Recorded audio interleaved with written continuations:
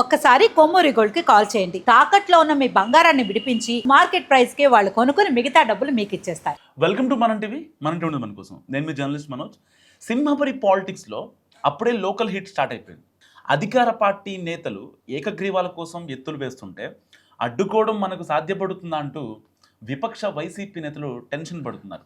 Party అధినేత జగన్మోహన్ రెడ్డి ఆ మధ్య నియోజకవర్గ ఇన్ఛార్జీలతో మీటింగ్ పెట్టినప్పుడు కీలక వ్యాఖ్యలు చేశారు. స్థానిక సంస్థల ఎన్నికల్లో ఏకగ్రీవాలు జరిగితే ఒప్పుకోనని, అలా జరిగితే అందుకు ఇన్ఛార్జీలను బాధ్యుల్ని చేస్తానని కూడా హెచ్చరించారు జగన్మోహన్ రెడ్డి. వాటిని తలుచుకునే ఇప్పుడు నెల్లూరు జిల్లా వైసీపీ నేతలకు నిద్ర పట్టలేదు. క్షేత్రస్థాయి పరిస్థితులు అనుకూలంగా లేనప్పుడు మనం మాత్రం ఏం చేయగలం?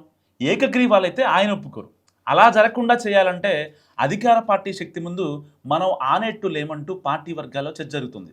ఇప్పటికే జిల్లా వైసీపీ కీలక నేతలు పలువురిపై కేసులు నమోదయ్యాయి.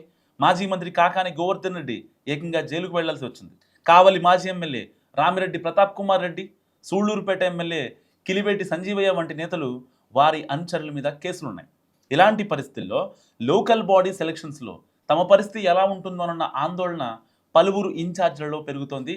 సో అధినేత వార్నింగ్ని తలుచుకొని ఏం చేయాలో అర్థం కావడం లేదని అంటున్నారు. సో గూడూరు నియోజకవర్గానికి కొత్త ఇన్ఛార్జిని ప్రకటించారు. దీంతో ఆయన ఎక్కువ కంగారు పడుతున్నట్లు సమాచారం.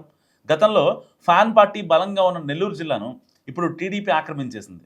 దాంతో ప్రతిపక్షానికి అవకాశం ఇవ్వకుండా ఎక్కువ ఏకగ్రీవాలు చేసుకునేలా పసుపు నేతలు అడుగులు వేస్తున్నారు. వైసీపీ అధికారంలో ఉన్నప్పుడు ఎంపీటీసీలు, జెడ్పీటీసీలతో పాటు పలు కార్పొరేటర్ స్థానాలను కూడా అప్పటి ప్రజాప్రతినిధులు ఏకగ్రీవం చేసుకున్నారు. దీంతో అదే స్ఫూర్తితో ఇప్పుడు టీడీపీ నేతలు కూడా ఏకగ్రీవాల మీద దృష్టి పెడుతున్నారట.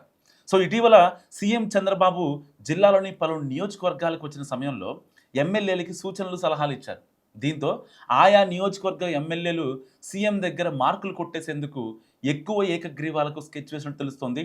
సో ఇలాంటి సందర్భంలో అధికార పార్టీ ఎమ్మెల్యేలను ఎదుర్కొని అభ్యర్థిని నిలబెట్టగలమా అన్న సందేహం ఫ్యాన్ లీడర్స్లో వ్యక్తమవుతుందట. కావలి, ఉదయగిరి, గూడూరు, సూళ్లూరుపేటల్లో ఇదే తరహా పరిస్థితి ఉన్నట్టు చెప్పుకుంటున్నారు.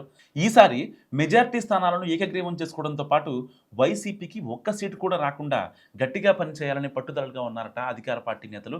సో ఇదే సమయంలో సీఎం జగన్ ఇచ్చిన వార్నింగ్తో క్షేత్రస్థాయి పరిస్థితిని అంచనా వేస్తున్నారు మాజీలు. సో అధికారంలో ఉన్నప్పుడు గ్రామీణ మండల స్థాయి నేతలను పట్టించుకోకుండా వాలంటీర్లకి పగ్గాలు ఇవ్వడం వల్ల పూర్తి స్థాయిలో డ్యామేజ్ అయిందన్న ఆందోళనలో ఉన్నారు మాజీలు.